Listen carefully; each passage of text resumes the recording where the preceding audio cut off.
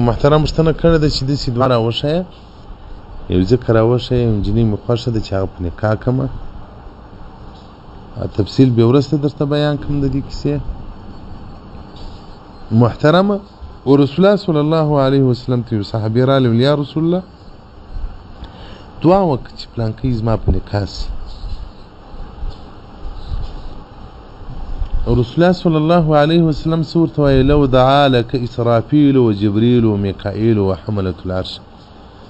که اسرافیل او جبرائیل و میکائیل علیهم الصلاة والسلام او هغه ملائکې چې عرش عظیم پر اوږو دي هغه دعا درته وکړي و انا فیهم زم په هغو کې هم زم دعا درته وکړم، ستا په نصیب به نه سي ما سوا له هغه ښځې چې ستا په قسمت کې وي. حدیث 2449 فیض القدیر شرح د جامع الصغیر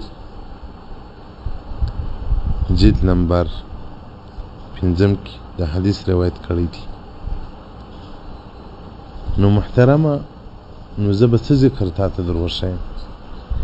واقعا داسې ده، یو خادم راته وویل چې ځوان رالی راته وویل چې ته دیوبندي صاحب خادم یې، دا زما عرض ور ورسوه پر نجلۍ باندې عاشق یم، له ډېره وخته مې ورسره ارتباط دي، دا هم دغسې را باندې ګرمه ده، زه مور باندې ګرم یم، اوس ما مور پلار یې نه راکوي.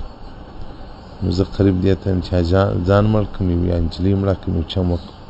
محترمه، دا ټول شیطاني چمونه دي چې دا تاسو یې کوئ. څه ضرورت چې پر دې نجونو سره تاسو تعلقات لرئ؟ دا شیطاني لذت خوند دی. یوګا په خوله راځي نو خو بیخي بې ادبي ده، بیا به مې درته کړې وای. دا ټول شیطاني کارونه دي. ښځې دې خوښه ده، تعلق ولې ورسره ساتي؟ ښځې دې خوښه ده، خبرې ولې ورسره کوې؟ چې هر ځای دې ښځه خوښه ده بیا ورسره وواړه. او دا چې ستا مور پلار تا ته نه در غواړي، ستا قسمت به نه وي. زه تر محمد رسول الله صلی الله علیه وسلم نه یم غوره چې هغه صحابي ته وایي وی ولو دعا که تا ته اسرافیل علیه السلام دعا وکړي، جبرائیل علیه السلام، میکائیل علیه السلام او د عرش عظیم ملائکې تا ته دعا وکړي او زه کې پکښې یم، ما تزوجت الا المرأة التي، نه به کې په نکاح ما سوا هغه ښځه چې تا ته لیکل سوي وي په تقدیر کې. او که دې په تقدیر کې وه زوجه و ښځه به دې سي، او که دې په تقدیر کې نه وله نو بس پرېږده، دا شیطاني خوبونه پرېږده. او بل دغه هلک مور پلار دی نو دا بدبختي نه کوي چې سره خوښ دي وارخ کوي، دا بیا اوس کومې کیسې دي. تاسو اوس زموږ د خو چې را واده یې کې باره د خسرو د خواشي معاینه سي، د زوی معاینه نه وي. و ظالمه پلار و ظالمې مور ستا سره خو په ځان کې نه پرېوځي، خو له زوی سره پرېوځي، زوی ته یې ورېلک سمه په طبیعت ښځه وغواړي باره به له زنا څخه را مناوي.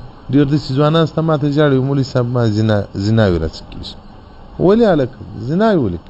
ما کور طبیعت خراب دی، ښځه مې پر طبیعت نه ده برابر. هلکه ورځ خو بله وکړه، بله نه سم کولی، مشاکل درته زېږي، مشکلات راته پیدا کوي.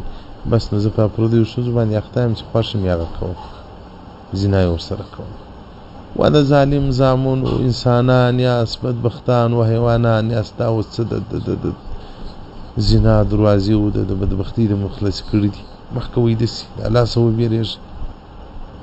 نو محترمه، که دې په قسمت کې وه وبه سي، د پېښوریانو به په رقم باندې وبه شي که نه، که نه نو په مخه دې شه. والسلام علیکم ورحمة الله وبرکاته.